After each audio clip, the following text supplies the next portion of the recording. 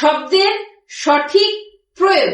আমরা সবসময় কি বলি, তুই কি ভুল করেছিস দেখ, ভুল করেছিস দেখ, মানে ভুলের ওপর কিন্তু আমরা ফোকাস করছি।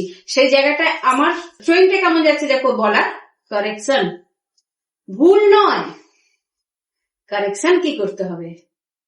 দুটো শব্দের মানে আলাদা, দুটো শব্দের ফ্রিকোয়েন্সি আলাদা, এবং এই দুটো শব্দ যখন বলছি, যখন আমি যদি তোমাকে বলি না তুমি ভুল করেছো ভুল করেছো ভুল করেছো, তুমি ডিমোটিভেট হয়ে যাবে, মনটাও নিজের অজান্তে খারাপ হয়ে যাবে, মা যাবে তো। কিন্তু আমি এই যে তোমাকে বারবার বলছি না দেখো তোমাকে কিন্তু ঝিলু কি বলে কারেকশন করতে হবে, তোমার কোথাও কি মনে হয়েছে 1%ও যে এটা আমার দোষ, মানে তোমার দোষ? মনে হয়নি।